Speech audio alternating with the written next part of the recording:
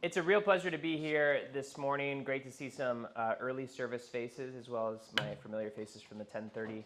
I had the opportunity to welcome in a close friend and colleague, Abram Van Engen, to come in and speak.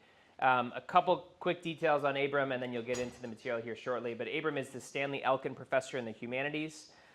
He's also a graduate of our shared institution, Calvin College, now Calvin University. So when I first came here back in 2018, one of the things that people told me was you got to get a hold of Abram, who at the point was not yet the chair of the English department, but shortly thereafter.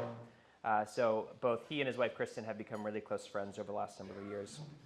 He is the chair of the English department and also, which is driving some of the stress right now, the recently appointed director of the Danforth Center of Religion and Politics. So nice dual hat leadership role there. One of the things that's really great about Abram's work is that he has hit on a series of things across faith and literature. He has an amazing podcast that looks at poetry in particular, but his work in the academic sphere really goes back to the 17th century Puritans and how they've shaped American culture.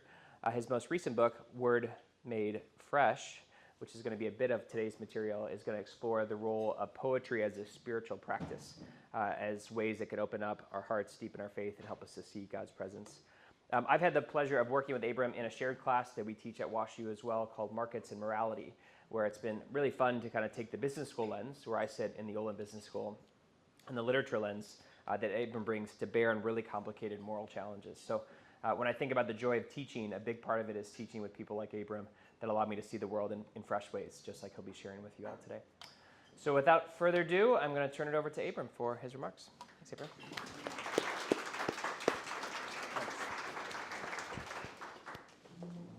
Thanks, everybody.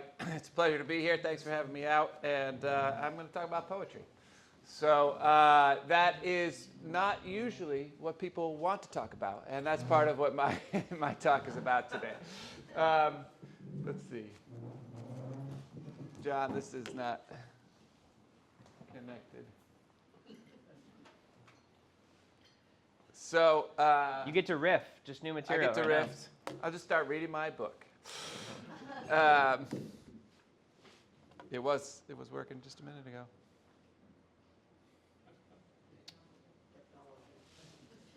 We switched it up to, if you want to plug it in the side and just unplug the power, I think it'll work again.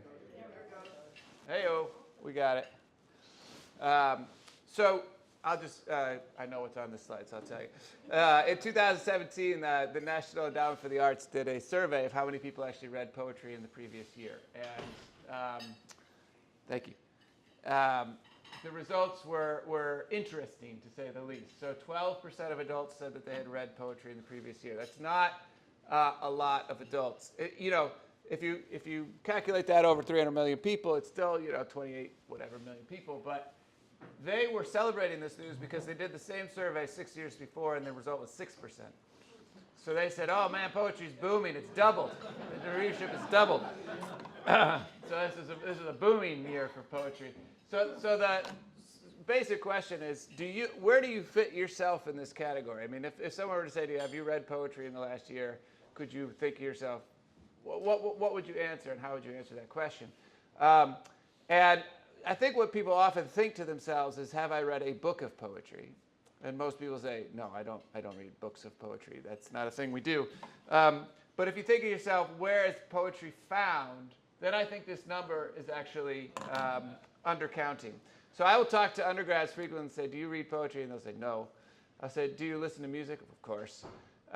What's one of your favorite singers? And of course, Taylor Swift comes up with some. And I said, do you know any songs? And then they will recite a very long poem rhyming with meter that Taylor Swift has written.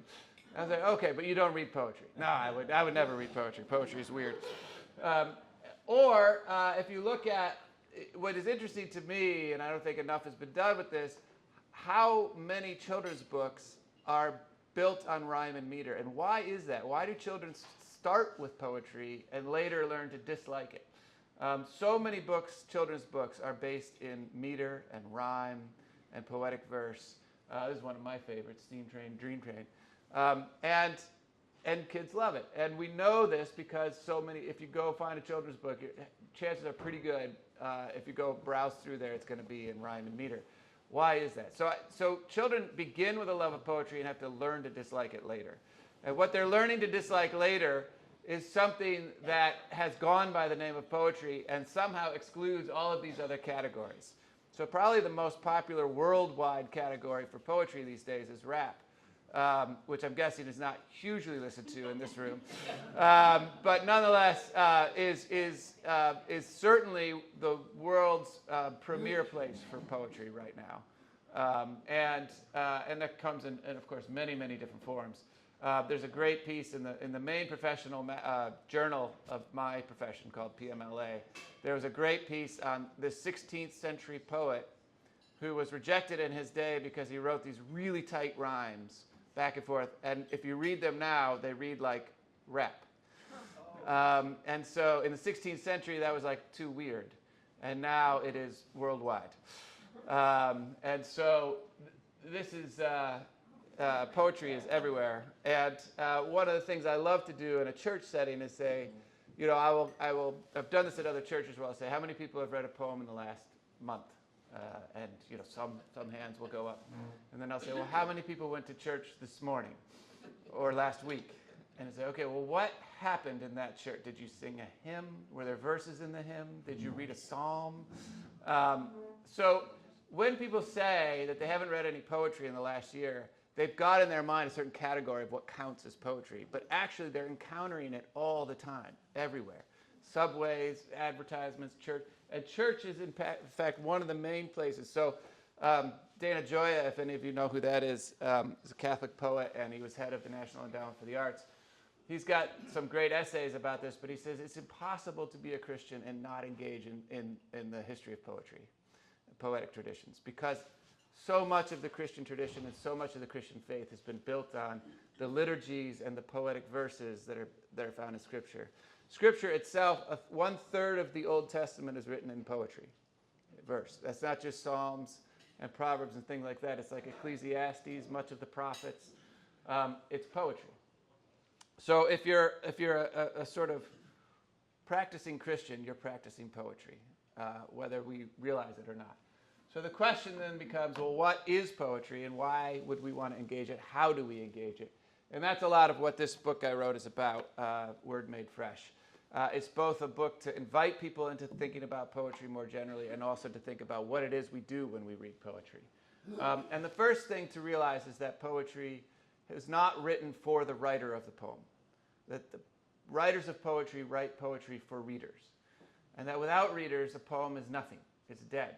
It's not. It's just text on a page, black marks on a page. The reader is the person who brings the poem to life, which means that you have a role to play in reading poetry, right? So the words go out, but it's only in that meeting that actually anything called poetry begins to exist. It's the meeting between a writer and a reader, or a listener in many cases. And so this shows up in lots of kinds of poems. So poets themselves write about the reaching for a reader. So this is, Kay Ryan's one of my favorite poets, and this is her poem called Ideal Audience. Not scattered legions, not a dozen from a single region for whom accent matters, not a 7-member coven, not 5 shirt-tail cousins, just one free citizen, maybe not alive now even, who will know with exquisite gloom that only we two ever found this room. That's the ideal audience. It could be just one person, right? The other thing she's playing with here is that the word stanza, so we talk about stanzas in poetry, is the Italian word for room. So when you think about the stanzas of a poem, you're thinking about the rooms, each room of a poem. And of course, this is a single stanza poem, so it's one room. So she says, are you going to meet me in this room, right? Or here's June Jordan. These poems, they are things that I do in the dark, reaching for you, whoever you are. And are you ready? These words, they are stones in the water running away. These skeletal lines, they are desperate arms for my longing and love. I am a stranger, learning to worship the strangers around me, whoever you are, whoever I may become. So poets are reaching for readers, and the readers are what bring it to life. And yet, not all poems are going to work for you. And this is, I think, the number one lesson to getting started on reading poetry, is it the allowing yourself to dislike it.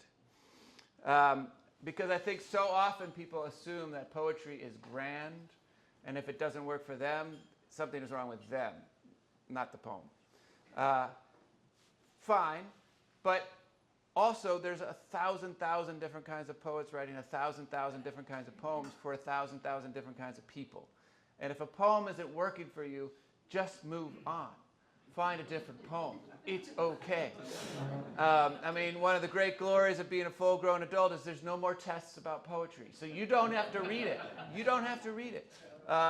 Even if it's somebody famous, T.S. Eliot or whatever, and you start thinking, oh, this is a famous poet, I better read this. I better like it because it's a famous poet. And you start reading T.S. Eliot and you think, what the heck is he talking about? It's okay. Stop reading it. Read something else. So this is Marianne Moore, who's from St. Louis, is one of the most famous modernist poets. And this is a poem she wrote called Poetry. It goes on from here. She eventually shortened it to just these lines. But this is the poem she wrote called Poetry. I, too, dislike it. There are things that are important beyond all this fiddle. Reading it, however, with a perfect contempt for it, one discovers that there is in it, after all, a place for the genuine. And so, this allowing yourself to dislike it and to move on allows you to figure out what are the poems that you do like. And what are they doing for you when you encounter the poems that you do like? So W.H. Auden, another amazing Christian poet of the 20th century, he has this wonderful book of essays called The Dyer's Hand about poetry. And it begins by talking about his own entrance into poetry and why he would want to write poetry. And what he talks about in there is discovering this single fact, that you can't spend all your time with supposedly the masterpieces. That poetry can be variable. There's good poems for different occasions. And so he says poetry does not have to be great or even serious to be good. It depends on the occasion and it depends on the need. He says, even for readers, when one thinks of the attention that a great poem demands, there is something frivolous about the notion of spending every day with one. And so this is Auden, who wrote great poems, right? And he's saying, some of my poems, they're not going to work for you on a Monday morning, right? And that's okay. Move on. There's other poems. So he says poetry is more various than he imagined, and that he can like and dislike different poems for different reasons. And one of the exercises I talk about in the book, and that just to get people started with reading poetry, is if you start reading across a range, and you can just go browse a bookshelf in the library, in the bookstore, whatever, and start reading.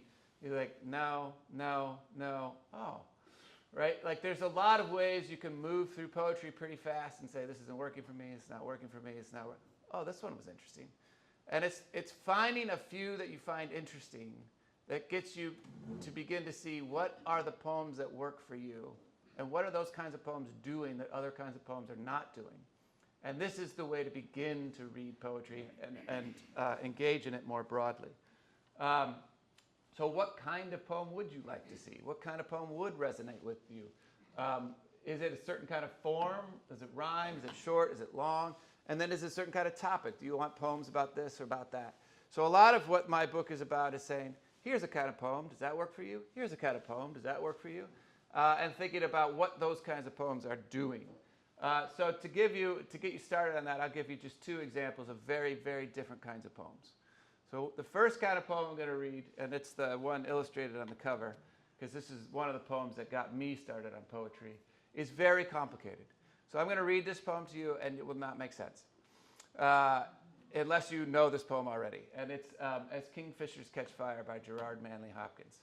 But listen to the poem. Hear the poem, even before you get into the sense of the poem. Here's how the poem goes. As kingfishers catch fire, dragonflies draw flame, as tumbled over rim and roundy wells stones ring, like each tucked string tells, each hung bell's bow swung finds tongue to fling out broad its name. Each mortal thing does one thing and the same, deals out that being indoors each one dwells. Selves goes itself, myself it speaks and spells, crying, what I do is me, for that I came. I say more. The just man justices. Keeps grace, that keeps all his goings graces. Acts in God's eye what in God's eye he is, Christ. For Christ plays in 10,000 places, lovely in limbs and lovely in eyes not his, to the Father through the features of men's faces. So, you could hear a poem like that and think to yourself, what? But you can also think to yourself, there's something going on here. There's something happening with the language and the sound and the rhythm. He's doing something that I'm intrigued by, that I'm interested in. And if that kind of poem works for you, then you can begin to ask questions of that kind of poem. You can begin to dive into that kind of poem. Or you can read this kind of poem and just think, yeah, no, that's not going to do it for me. And so here's a very different kind of poem for you. This is Just to Say by the modernist William Carlos Williams. And almost all of his poems are some version of this. I have eaten the plums that were in the icebox, and which you were probably saving for breakfast. Forgive me. They were delicious, so sweet and so cold. Okay, now that's a very different kind of poem, right? And I use these two poems in the book and also when I teach to just illustrate poetry is pretty vast and various. And finding yourself somewhere in that terrain can actually be fun, right? Like, so you can read Hopkins and say, yeah, I want to know more about that. Or you can say no. Or you can read both of these poems and think, no, neither of these does it for me. And find some other kind of poem, a sonnet, a villanelle, a sestina, all these kinds of things out there. So how do you actually begin reading poetry? Just read it. When you pick up a book of poems, I have been asked the question, how do I actually read this? And it's a funny kind of question because if you pick up a novel, nobody asks that question, right? You pick up a novel, you start reading it. Like you read from the beginning and you keep going. With almost any kind of book, that's how it works. And then people will pick up a book of poems and be like, now, what do I do with it? Well, one thing you can do with it is exactly what you do with a novel, which is just read it from beginning to end. And the thing about a book of poems is that they're often very short, under 100 pages, and there's very little ink on the page. So actually, you can read a whole book of poems, sometimes in an hour, sometimes in 2 hours, and you've read the whole book. And what you get when you do a thing like that is you get clearly a full sense of the poetry of this poet, but also you could say, that one doesn't work, that one doesn't work, this one does work, that's interesting. And the other thing you can see is the way some of these poems will speak back to one another and connect with one another. And you'll pick up on themes across a book of poetry. There's I can't even remember the name of it now. I should know the name of it. But I think it's the month of August. I can't remember which month it is. Where there's a thing that goes around and everybody reads a book of poems a day. So a whole book of poems, read a book of poem a day for a month. And you'll get through 30 books that way. And you could fit it in wherever you want. Because they're short. So that's one thing. Just read it. The other thing is to read personally. And by this, I mean something that you can't help but do anyway, which is bring yourself to the thing. So when you read personally, you're saying to yourself, is this connecting to me? Is this resonating for me? Is this about something I care about? Is this something about in my own life? In what way am I affected by this poem? Read for pleasure. I mean that. And start with the poems that befriend you. That is, poems that seem to want to walk beside you and say something with you. So this is C.S. Lewis on friendship. And I have a whole book chapter in this book on how poetry and friendship are similar. And he says, the typical expression of opening friendship would be something like, what? You too? I thought I was the only one. And I think that is the way to think about finding poems where you begin. You read a poem and you think, wait, what? You too? I thought I was the only one. And suddenly that poem can become a kind of friend. And friends travel with you, which I'll talk about in just a minute. I love this quote because I also think it applies to poetry. Friendship is unnecessary, Lewis writes, like philosophy, like art, like the universe itself, for God did not need to create. It has no survival value. Rather, it is one of those things which give value to survival. And I think that's one of the ways you can think about poetry as well.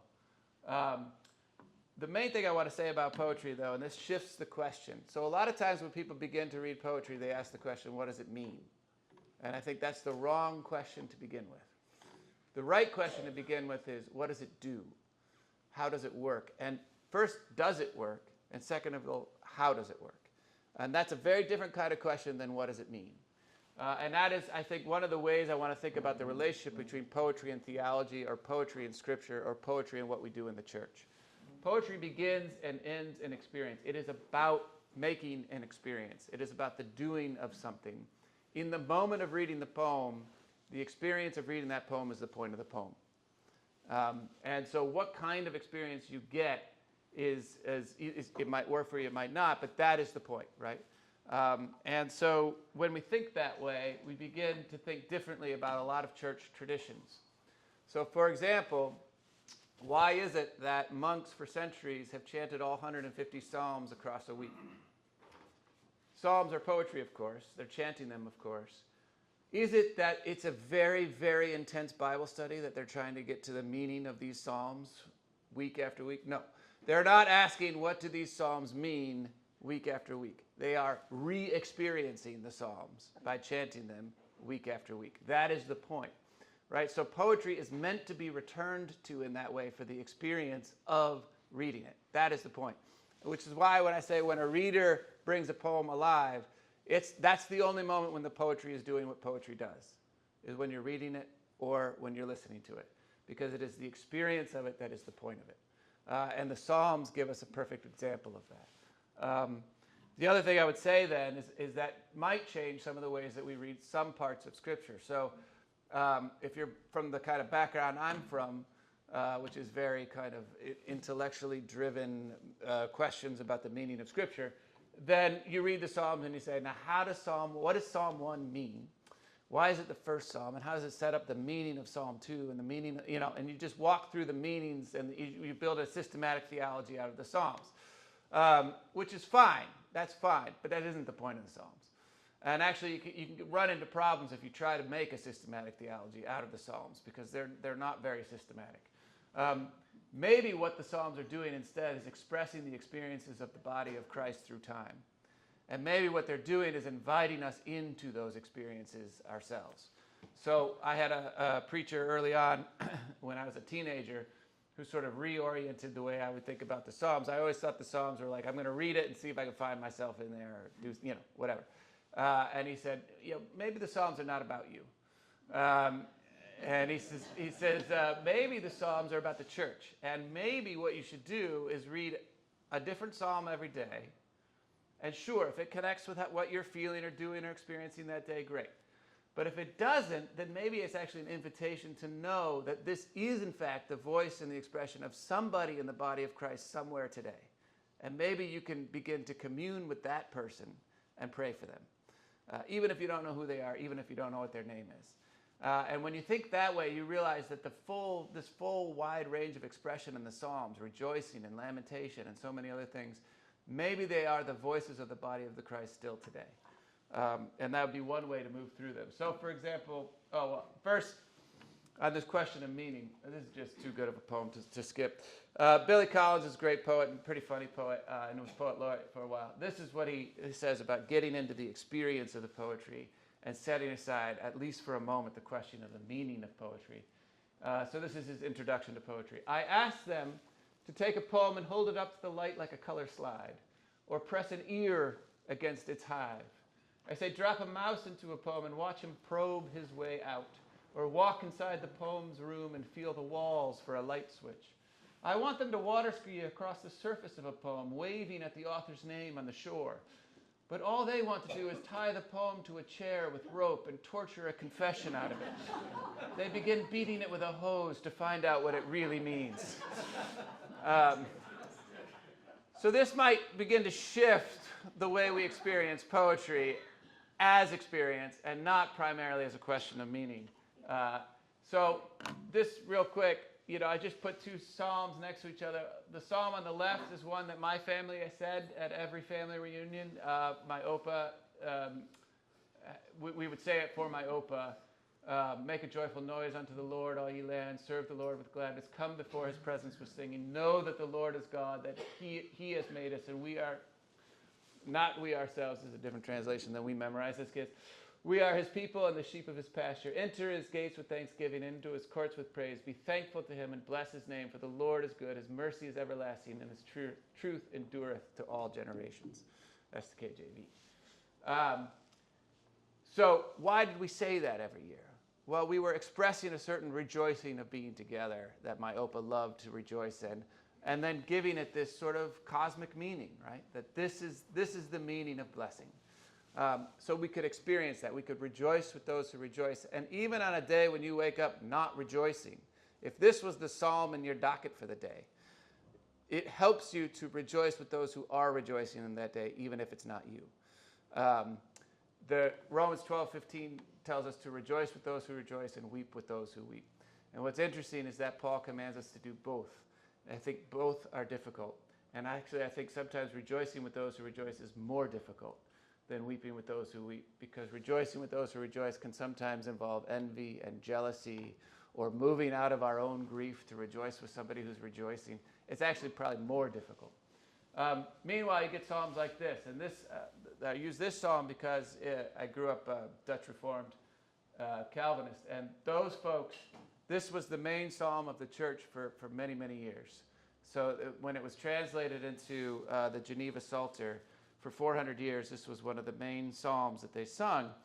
And as the deer pants for streams of water, so my soul pants for you, my God. My soul thirsts for God, for the living. When can I go and meet with God? My tears have been my food day and night, while people say to me all day long, where is your God? And it's just kind of fascinating to me that, like, this was the psalm they landed on. Like, that's our psalm, right? But I'm going to read you real quick the English translation in the Geneva Psalter, because this is what I grew up singing, and this is what I heard singing all the time. As a deer in want of water, so I long for you, O Lord. All my heart and being falter, thirsting for your living word. When shall I behold your face? When shall I receive your grace? When shall I, your praises voicing, come before you with rejoicing? This question of when, how long do we have to wait? Why would they sing this over and over? To whom was this working, right? And why was it working? They weren't trying to understand its meaning any deeper. They were trying to come to God with their full experience. So what do you do with a poem then? Like I say, you experience it, but that doesn't mean you can't ask any questions of it. And to show you that, I want to show you just a couple poems, and I'm going to start with that really, really simple one. So you think, how can I ask any questions of this is just to say? That's the one about the plums. Right? Like, it is just what it is. In fact, literally it says, this is just to say. Right? So how do you ask any questions of it? Well, you can start with the stanzas. So a stanza is a room we talked about, so you can ask yourself always of a poem, what happens in each room? So what happens in the first room? I've eaten the plums that were in the icebox. Well, you've got a declaration. You've got a deed. It's not much of a poem if that's all you've got. Right? All right, well, what happens in the second stanza? And which you were probably saving for breakfast. Well, now you've got a relationship. Now there's a you, there's a me and a you, and there's something, they were probably saving it and I took it. So now you've got a relationship and possibly a moral conundrum, but still not much of a poem.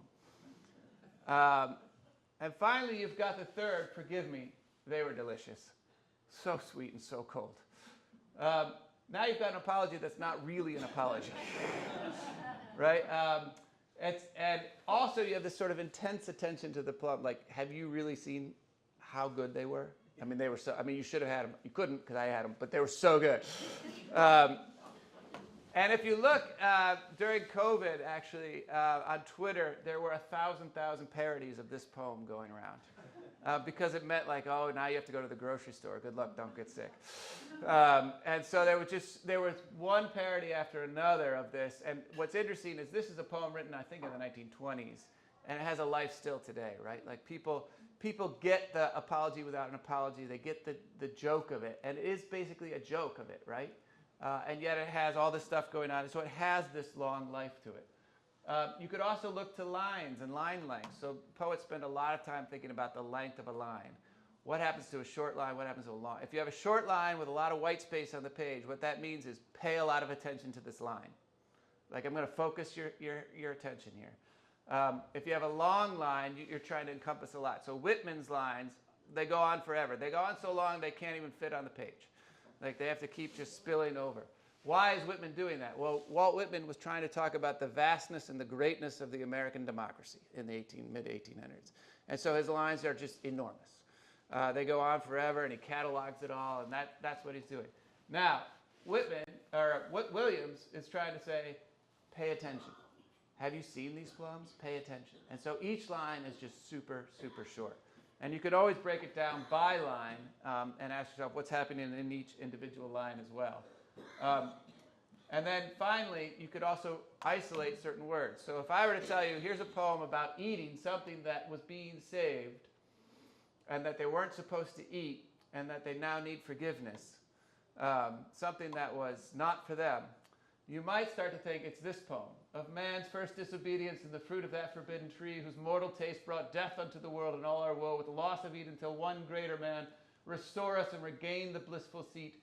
Sing, heavenly muse. Those are the first lines of Paradise Lost, which is, of course, about the fall. So one of the questions that Williams was not a Christian, he was a modernist, but he was always into this sort of anti-epic phase. So one of the questions, is he writing a tiny anti-epic? Is he challenging Genesis 3? Like, actually, we don't really need forgiveness for that. It's an apology without an apology, right?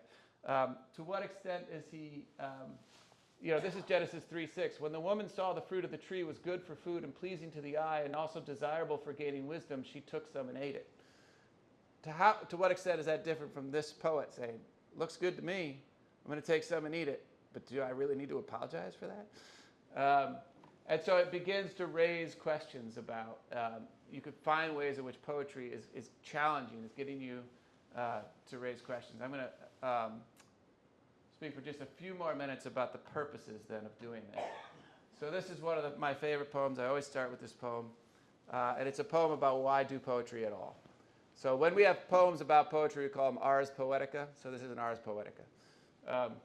And this is how it goes. And I'm going to tell you what's happening here up ahead of time, just to save time. So in the first 6 lines, what he's going to do is he's going to say, man, this is a heck of a good summer day. I want to praise God for this day. And then what he's going to do is he's going to flip the world upside down. So he's going to imagine that the sky is the ground and the ground is the sky. So everything passing through the ground is passing overhead, and everything passing through the sky is passing underneath. Right? So you can imagine the poet laying on his back, right, just kind of flipping the whole world upside down and reimagining it. And then he's going to ask in the second half of the poem, now why the heck did I do that? Why did I, in order to praise the world, why did I uncreate it, turn it upside down in order to do it? And this is the question of the poem. Obscurely yet most surely called to praise, as sometimes summer calls us all, I said, the hills are heavens full of branching ways, where star-nosed moles fly overhead the dead. I said, the trees are mines in air. I said, see how the sparrow burrows in the sky. And then I wondered why this mad instead perverts our praise to uncreation. Why such savors in this wrenching things awry? Does sense so stale that it must needs derange the world to know it? To a praiseful eye, should it not be enough of fresh and strange that trees grow green and moles concourse in clay and sparrows sweep the ceiling of our day? In other words, why do we do this? And his answer is, our senses stale. When we see the same thing over and over again, we forget that it is in fact wonderful and marvelous. That the fact that a tree is green should be something that causes us to rejoice, to praise. But because we see it every day, we don't. And so we have to uncreate the world to recreate it. We have to take ourselves out of the world in order to re-enter it. And this is a process in poetry called defamiliarization. You take the familiar, you make it unfamiliar, so that when you return to it, you can see it with fresh eyes. And I just want to read you one longer quote from G.K. Chesterton about the why of this. And this is a bit of a longer quote, but it's worth it, trust me. So this is from his book, Orthodoxy, which I love. Here's the quote. It might be true that the sun rises regularly because he never gets tired of rising. His routine might be due not to a lifelessness, but to a rush of life. The thing I mean can be seen, for instance, in children when they find some game or joke that they especially enjoy. A child kicks his legs rhythmically through excess, not absence of life. Because children have abounding vitality, because they are in spirit fierce and free, therefore they want things repeated and unchanged. They always say, do it again. And the grown-up person does it again until he is nearly dead. For grown-up people are not strong enough to exult in monotony. But perhaps God is strong enough to exult in monotony. It is possible that God says every morning, do it again to the sun, and every evening, do it again to the moon. It may not be automatic necessity that makes all daisies alike. It may be that God makes every daisy separately, but he has never got tired of making them. It may be that he has the eternal appetite of infancy, for we have sinned and grown old, and our Father is younger than we. So the idea here is we need poetry to jar us loose from the everyday, from the things we no longer see because they're too familiar. And poetry is part of the process of pointing our attention and saying, but have you seen this? Do you realize this? And that's part of the point of poetry. I'm going to wrap up here with two poems, and then I'll turn to questions.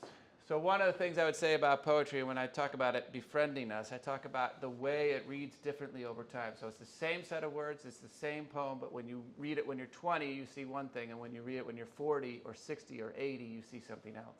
And this is one of those poems that does that for me, which I encountered when I was 20, more or less when my parents were getting divorced. And this is, that was the first reading I had of this poem.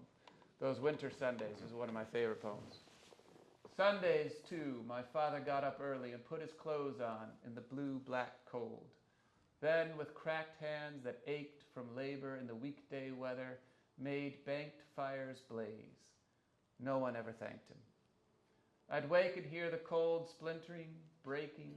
When the rooms were warm, he'd call, and slowly I would rise and dress, fearing the chronic angers of that house, speaking indifferently to him, who had driven out the cold and polished my good shoes as well. What did I know? What did I know of love's austere and lonely offices? So there's a lot I could say about this poem, and one of the things, the one word repeated from stanza to stanza is cold. It's blue-black in the beginning, it's splintering and breaking in the middle, and then it's driven out by the end, so there's a kind of narrative in the poem itself. Right? You could talk about repetition, what gets repeated and why. How differently would the poem read if it was just one of those? What did I know? The second is the realization, right? The driving it home. You could talk about the sounds. So two goes to blue, black, black goes to cracked, cracked goes to ached to labor, to made, to blaze. And so there's a baton of sound being passed down like a generation. The other thing, say this with me. Made, banked, say this as fast as you can. Made, banked, fires blaze. Ready? 1, 2, 3. Made, banked, fires blaze. Okay, now say this as fast as possible. No one ever thanked him. Ready? 1, 2, 3. No one ever thanked him. Okay, so the language itself slows us down and has different speeds. It's hard to make a fire start. And he uses language that makes it hard to get through. Made, banked, fires blaze. You can't even say that fast. But ignoring the fact that he made it, you could say super fast. No one ever thanked him, right? And so the language, the speed of the language is doing the thing that the poem is talking about. Anyway, I talk about this poem because when I encountered it at 20, it was one thing. But now when I read this poem in my 40s with 3 kids, I read it differently, right? It's the same poem. It travels with me, but it's a different poem.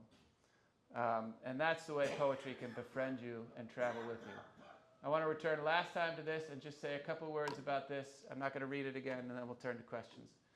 So as kingfishers catch fire, dragonfly draws flame. One of the things I end the book on this poem because as I've been talking about, poetry is an experience. Poetry does. It doesn't just say. Like we have a lot of genres for saying and delivering messages.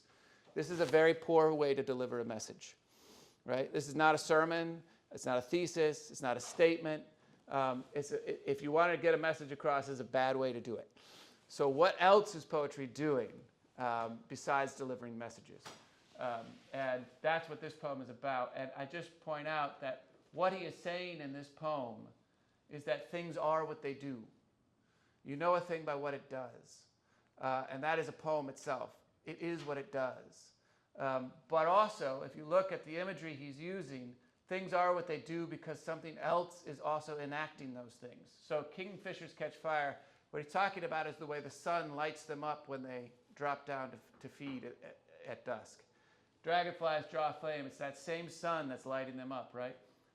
Stones fall into a well. That's how you know, the sound of those stones is how you know what a stone is, right? But somebody had to knock them in. Strings are what they are when they're plucked, not when they're still. And you know that because somebody's plucking them, right? Bells are what they are when they ring. They're not just a hollow piece of metal. They are what they are when they ring, but somebody has to ring them, right? And so that's the first half, and that's basically what he's saying here. So notice the stress, crying, what I do is me.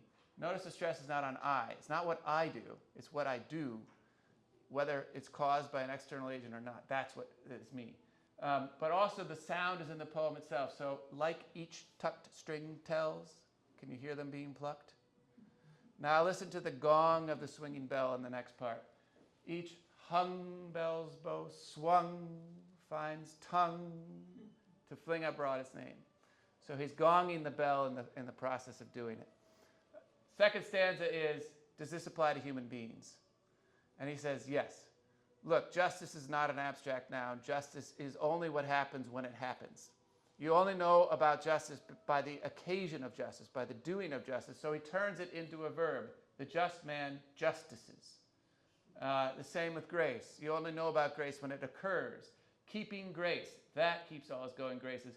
And then he uses the same principle to say, when these things happen, justice and grace, it is in fact Christ playing through us in 10,000 places and 10,000 ways. Playing through us, through our limbs and our eyes, back to the Father through the features of our faces. That's what's happening in this poem, but that's also a statement about what poetry itself is doing. It is enacting. It is what it does. And that's what poetry is all about. So I'm happy to take questions.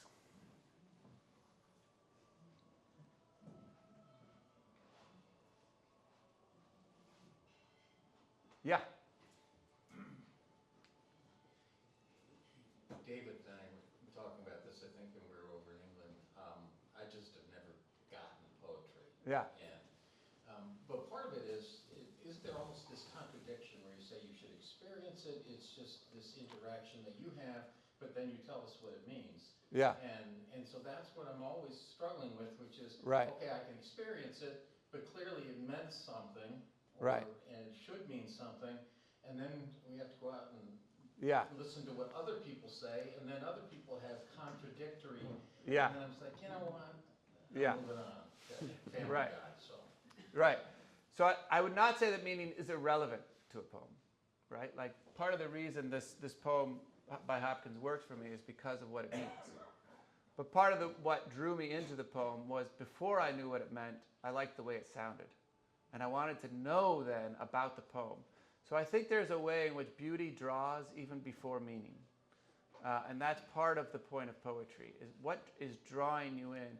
And what is poetry doing that pure meaning in and of itself in a message, say? Like you could rewrite Hopkins' poem as the theology of that poem and deliver it as a series of statements and messages. What would be lost is the question. Why does it have to appear this way is the question. And one of the ways that poetry travels is that a line of poetry can stick in your back. It's easy for me not to remember that whole poem, but to remember that Christ plays in 10,000 places.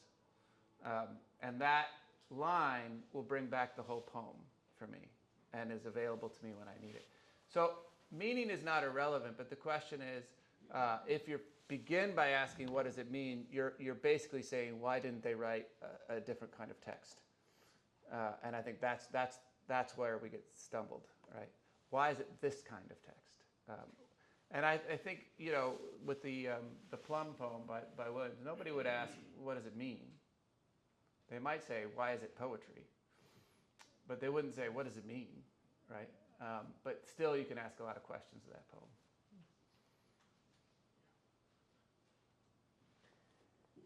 Can you tell us about your podcast? Oh, sure. And how I find a podcast? Well, if you looked up poetry for, if you Googled or looked up poetry for all online, you could get it that way. So you could just do it through the computer. And in fact, most of our listeners just do it through the computer. Look it up through Google. Yeah, so it's available online. But it's a podcast in which we have 100 episodes now. It's one poem each episode. We read the poem, we talk about how it works, and then we read the poem again. Most episodes are about 20 minutes. What? Who's the we? Oh, me and my co-host, my friend Joanne Diaz, who's a poet and a teacher. Yeah. Out of curiosity, why did you leave out Robert Frost? Wow, I love Robert Frost. No intentional reason for leaving out Robert Frost. It's a good question to ask of 1,000 poets. Why not this one? No particular reason. I love Robert Frost, and a lot of people do start with Frost. If they know a poem, it's a Frost poem, or if they know a poet, it's Robert Frost. And so part of the point of this book is to say, what else is out there that might be of interest? And one of the things I do in this, there's about 60 different poems in there, and they're all intended to be different. So one of the things is, if you don't like that, no problem. How about this? Oh, you don't like that either? How about this? And so it's meant to invite people to think about poetry broadly. Yeah. Abram, could you go back to the poem with the snow, the image of the snow and shoveling snow? I thought I could. I might need your help. It may not be needed here. I'll reference it. So, I mean, I like your idea that poems resonate with us for a number of reasons, right? So when you heard it when you were 20, parents were going through a divorce. When you heard it when you were 40, you were probably out there shoveling the snow. And I can imagine resonance actually just reinforces our own biases. Yeah. So I hear this, imagine you hear the poem, you're out there shoveling, and you come back and be like, this ungrateful family. Yeah. But at the same point, it could also kind of push against you in certain ways, where all of a sudden you say, I'm being selfish here in this particular moment. Yeah. And I know there's a lot of dialogue in the universities broadly about whether or not reading novels shapes you morally, whether reading poems shapes you morally. My own point of view, I think, on this is I'm relatively neutral. I think it can, but there's poets that are incredibly distasteful people. There's people that read and watch great films or literature and come back just with their own biases reinforced. How do you encounter poetry and have it shape you in ways that shape you morally or shape the character of you as a person? What's required there? Yeah, I think that's great. I think one of the things is being open to the challenge of a poem. So like I said, start with poems you like, which are out there. I guarantee it. I make that promise to you. If you start reading poetry, you'll find poems you like. And then the next question becomes, these poems I don't like, why do other people like them? And that's a very different kind of question, and it opens you to the challenge of poems. But I think in terms of your question around moral sensibility and shaping us as human beings, I would never make the claim that good literature necessarily produces good morality. It just doesn't, we just have too many counterexamples to that. What I would say is that good literature creates the possibility for shaping you morally, for broadening your thoughts, for deepening your sense of ethics and sense of justice and all these kinds of things. And that without it, if you never encountered it, you would never have that opportunity. So I would say it is. Why would you foreclose the possibility or the opportunity of being challenged and shaped morally by what you encounter in the world? Why would you cut it off? But I would never say that it necessarily makes you a better person. What are the conditions then that enhance the likelihood? Is it doing it with others, talking about it with others? I think talking about it, yeah, for sure. I have a question. There are some poems that are so beautiful. I'm thinking of Edgar Allan Poe, Rudyard Kipling. Yeah. It almost ruins other kinds of poetry for me. Yeah. And my question is, are there any more current poets where you could find that type of lyrical poetry? Absolutely, yeah. So I think people have this notion, and I think it's driven in part by the poetry world that, modern poets are esoteric, and they write in free verse. They don't use rhyme anymore, they don't use meter anymore, they don't do this, they don't do that. But actually, the poetry world is very, very vast and broad, and they do all these things. So Christian Wyman is one who does all kinds of, sometimes it's free verse, sometimes it's rhyme verse. It's beautiful verse. If you look at a lot of the mid-20th century folks like Auden and Elizabeth Bishop and others, I mean, it's Elizabeth Bishop's One Art Villanelle is one of the most incredible poems, right? So poets are still writing in rhyme and meter and form, sonnets and villanelles and pantoums and all the rest. And it's just a matter of looking, but it's definitely out there. Thank you. Yeah. Abram, thank you. Yep. And I assume this is available through Amazon Yeah. and all the usual Yeah. places? Okay. Yeah. Word Made Fresh, so if you're interested in that, and we're very grateful for Hey, you thank being you so here much. today. Appreciate it. Thank you for sharing this with us. Thank you. And thank you all for being part of this. God bless you. Thanks. That was great.